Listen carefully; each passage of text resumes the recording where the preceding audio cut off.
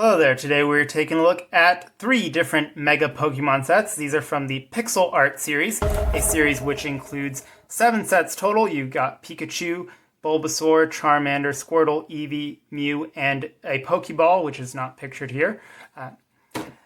I'm not super familiar with the video games. I was introduced to Pokemon via the TCG, but to the best of my knowledge, I believe these take inspiration from the Gen 7 and Gen 8 pixels. I'll throw those up on the screen here so you can make that comparison yourself.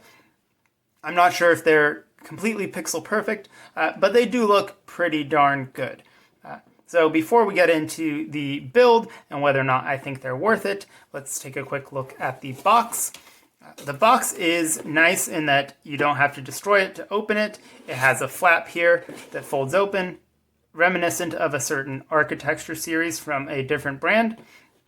So that's nice if you want to store it in the box afterwards. You can do that. There's also a very helpful insert which lets you divide the tiles by letter and color. That's really nice. It definitely streamlines the build process so you're not constantly just digging around for the right color. To go with that, you also get this little label here, which each set comes with, and it shows you what colors go where, which makes it a lot easier to build and definitely streamlines the build process.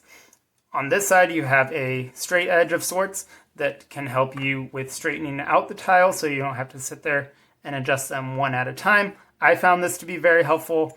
Definitely made it a lot easier to ensure that all the tiles lined up. So there is that. The build itself was relatively straightforward. It's essentially a sandwich of plates and traditional bricks covered with a layer of tiles. And as I mentioned before, those are all divided into their own little baggies, and it's relatively straightforward. Then again, I've also been building with bricks for as long as I can remember. If this is your first set, I'm sure it would still be relatively easy. Just keep in mind, there's a lot of pieces here, right? Some of these are close to 400 pieces, which is not to say that they're a great value because they're 400 pieces. Keep in mind, these are all very small pieces, so price per part isn't really a factor here. It's more whether or not you think that these as a display piece are worth it. So yeah, relatively straightforward. I didn't have any issues with the build. One interesting quirk that I did notice is that since Mega has rebranded so many times, the pieces all say different things. Some of the pieces say Mega Constructs, some of them say Mega Blocks, and some of them just say Mega.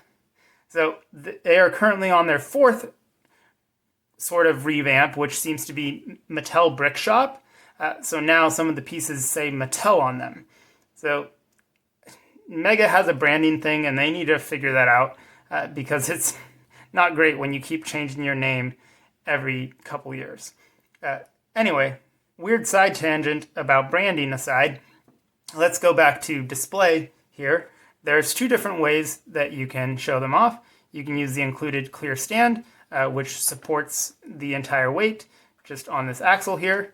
Each set has some axles that you build into it right there. And that works rather well. You can adjust the axle if you need to change the balance. These remind me a little bit of the old soccer parts, minus the indentation, of course. So, interesting. The other way is that you can use this modified brick separator, which doubles as a wall hook. You put a nail through that, hang it up, and then you can hang it on the back like so. Either solution works really well. I personally prefer the latter because I don't like having things on my shelf that collect dust that I have to move around and such. I definitely prefer having it just on the wall. That's a lot easier to make space and it's easier to keep clean. But that brings me to, again, whether or not I think they are worth it. Well, these originally retailed for about 25 USD. I think that's a little bit on the steep side. But since they are being discontinued, you can regularly find them discounted. I got all these for more than half off. I think they were about 70% off, which brought them down to a much more reasonable price. Which brings me to the unfortunate fact that it seems like Mega Pokemon is heading out the door. There's a rumor that a certain brand that starts with an L has acquired the Pokemon license.